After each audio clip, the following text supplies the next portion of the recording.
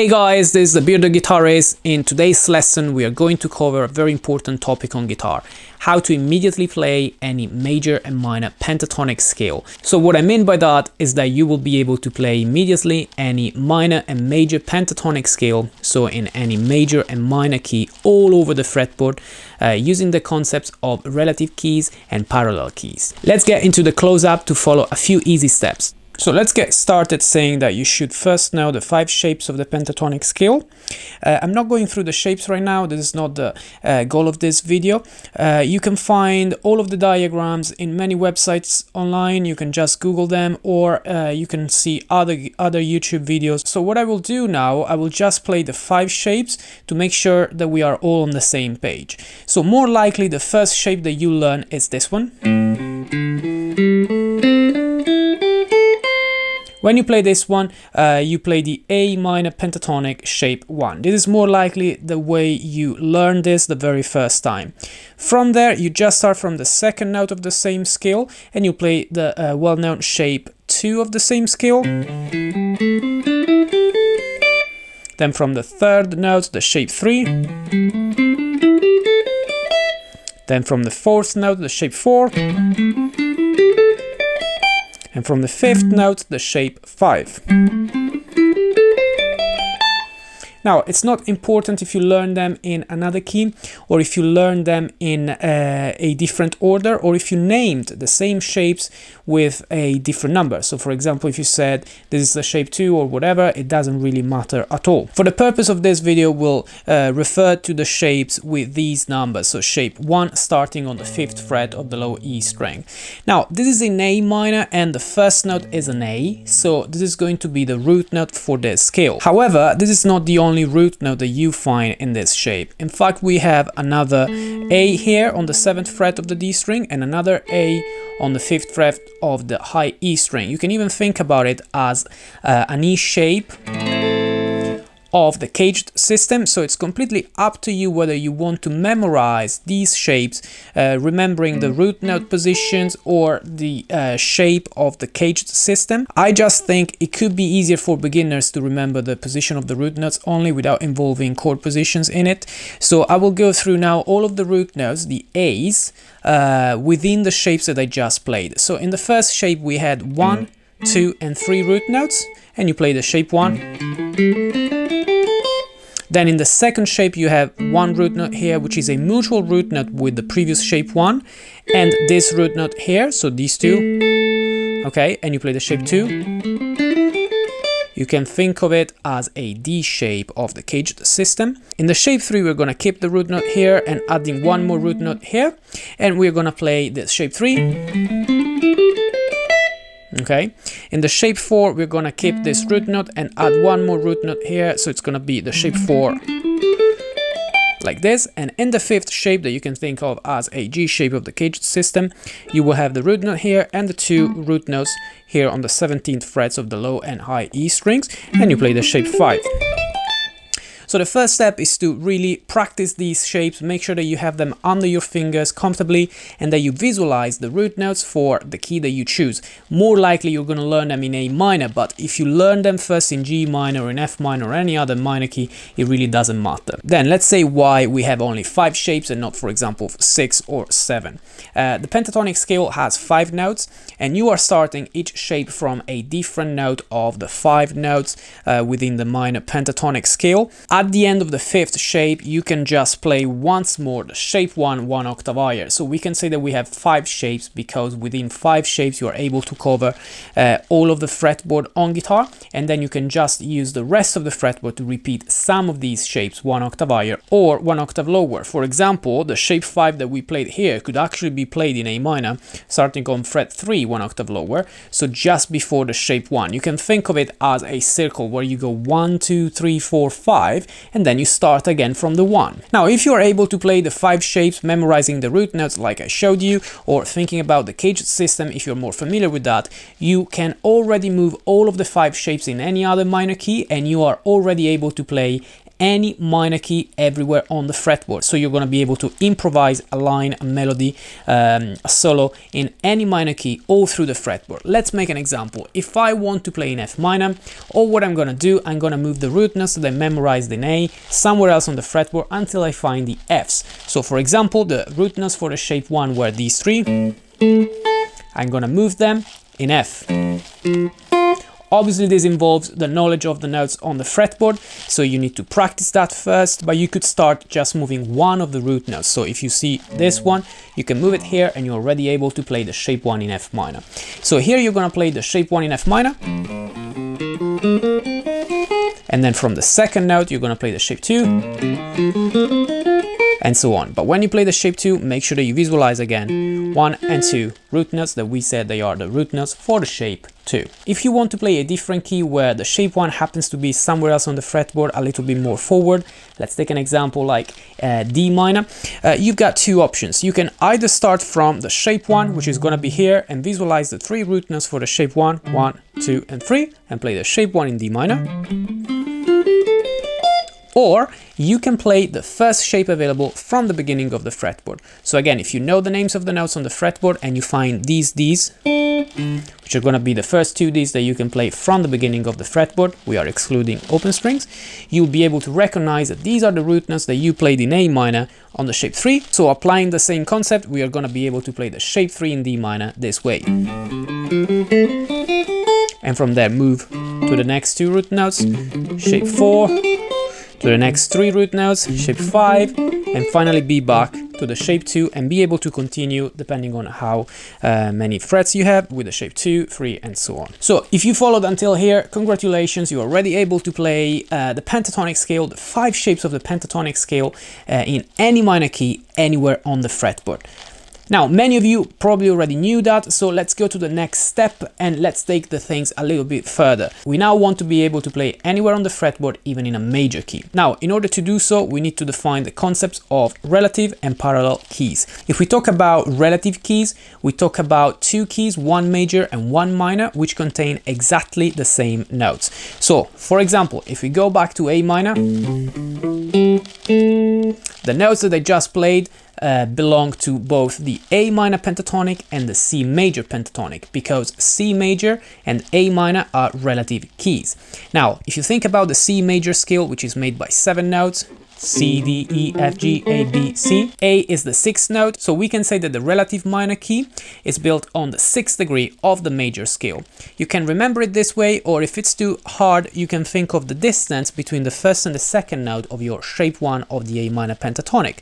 The 1st note is going to be your minor root note, the 2nd note is going to be your major root note. So you can say A minor pentatonic or C major pentatonic, and you're talking about same scale. So the C major pentatonic will have shape 1 here, shape 2 here, shape 3 here, and so on, exactly like the A minor.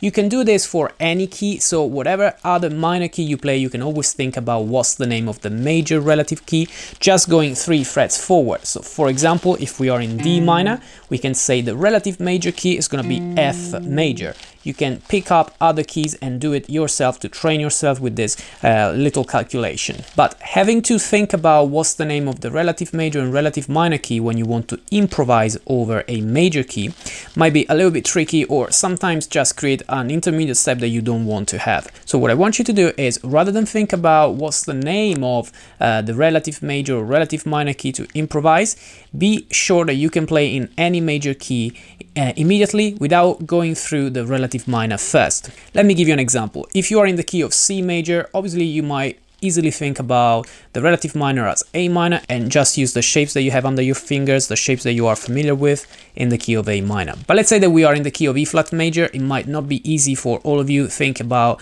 C minor as the relative minor immediately and play all of the shapes in C minor. Or even if you are familiar with that and you can do it, it's going to still create an intermediate step. So what we want to do, we want to be able to improvise in E flat major as well as any other major key immediately. So let's introduce the concept of parallel. So when we talk about parallel keys, we refer to keys that share the same root notes. So A minor and C major were 2 relative keys. A minor and A major are two parallel keys. So we want to be able to improvise in A major. Let's find out how to play the pentatonic scale in A major. Since we said the shape 1 had the little finger on the major root note, which was C when we were playing in A minor shape 1, we can now slide this one to A, and in this way we are able to play the shape 1 in A major, starting on the fret 2.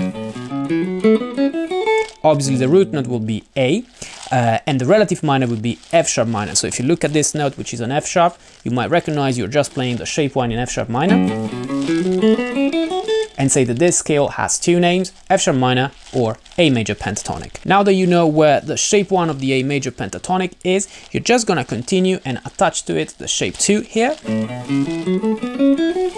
And now you might notice that the starting note is the same starting note as the shape 1 in A minor. Obviously you could continue this and play the shape 2, shape 3 and so on in A major pentatonic, but what I want you to do is focus on one area of the fretboard, which is this one, and think about the root notes that we visualized earlier in A minor, and now think that the root notes are actually neutral, meaning that they are not major or minor. Both the A major and A minor keys, they share the first note, the A, because they are parallel keys as we said. So in this way we can look at the root notes again and ask ourselves, do we want to play a minor pentatonic or a major pentatonic? If we do want to play a minor pentatonic, that's no problem. We already know how to do that. We're gonna play the shape 1. But if we want to play a major pentatonic, then we're gonna play the shape 2, starting from the same note. This is because we already demonstrated that in this area of the fretboard, starting from the A, you're gonna have the shape 2 if you want to play the A major pentatonic. Now, this concept can be applied to any key, but more importantly, can be applied to any shape. So if I move to the next pair of root notes, these two, which again are neutral, if I want to play a minor pentatonic, I will keep playing my shape 2. But if I want to play my shape for the A major pentatonic, I'm gonna play the next shape, because after the shape 2 in A major, I'm gonna find the shape 3. So I'm gonna play this one. You might notice that the starting note is gonna be one fret back. So we need to also define when you start from the same note and when you start one note back, going from minor to major, going from A minor to A major. So we already said that when you play the A minor shape 1, you can overlap the A major pentatonic shape 2, starting from the same note. When you play the shape 2 of the A minor pentatonic, you can overlap the shape 3 of the A major pentatonic, but starting one fret back. The same thing applies when you play the shape 3 of the A minor pentatonic, and you want to overlap the shape 4 of the A major pentatonic. I started one fret back. When you are on the shape 4 of the A minor pentatonic and you want to overlap the shape 5 of the A major pentatonic, you're gonna start from the same note, like we did on the shape 1, which became shape 2. If you want to start from the shape 5 of the A minor pentatonic, which becomes the shape 1 in A major pentatonic, like we saw here at the beginning, you're gonna start one fret back as well. Okay, so recapping this part, we can say that every time you visualize the root notes, they are neutral. You can play A minor and A major pentatonic with them. Then if you want to play the minor pentatonic, you already know what shape to play. If you want to play the major pentatonic, you just play the following shape. So where you used to play the shape 1, you now play the shape 2. Where you used to play the shape 2, you're going to play the shape 3. Where you used to play the shape 3, you're going to play the shape 4. Where you used to play the shape 4, you're going to play the shape 5. And very importantly, where you used to play the shape 5, you're now going to play the shape 1. Although sometimes you need an adjustment on the starting note. So the shape 1 minor, which becomes shape 2 major, and the shape 4 minor, which becomes the shape 5 major, starts from the same fret. All of the others, so 2 to 3, 3 to 4, and 5 to 1, start one fret back. In this way, guys, you are able to play any major and minor key, so you are able to improvise all over the fretboard in any key, major or minor, and create your solos, create your melodies, and play your scales. So if we get a random key, for example E flat again, and I get it in a random place on the fretboard, for example I'm using these two octaves, okay, which are obviously the octaves, the root notes that we used in the minor pentatonic to visualize the shape 4. And now I ask myself, I want to actually play E flat major without thinking about the relative minor and without thinking about what I would do in E flat minor. What I do with the same two root notes, I just play the shape 5 from the same starting note. And now I'm sure that I'm playing the right key, E flat major, and I don't have to think about C minor, which is the relative minor. You can train yourself, guys, this way. You pick up a random key, you look at the fretboard, you find where that key is, you get the root positions for them. The roots are neutral, you can play minor and major pentatonic looking at the same root notes. Make sure that you can do it in any part of the fretboard in any key. So with this easy trick, you are actually able to play in any major and minor key using only the 5 shapes that we started from at the beginning of this lesson without having to learn any other scale. Alright guys, I hope you enjoyed this video. Hopefully now you'll be able to play your pentatonic scales, your 5 shapes in all of the minor and major keys, looking at the root notes, visualizing the root notes and applying these concepts of relative and parallel keys to your playing. Have fun and practice with backing tracks, making sure that you improvise melodies and solos in different minor and major keys, and that every time you cover the entire fretboard and you look at the root notes for the keys that you're playing. If you enjoyed this video, don't forget to like it and share it with your family and friends so that you can help me reaching out more people. I would really appreciate that. If you have a question, feel free to get in touch with me. You can leave a comment in the comment section below, and if you have any suggestion for my next videos, you can leave that as well. If you are a first-time viewer, subscribe to this channel and hit the bell icon to be notified when I release my videos. Thanks for watching, guys. This was the Bearded Guitarist. I'll be seeing you next week.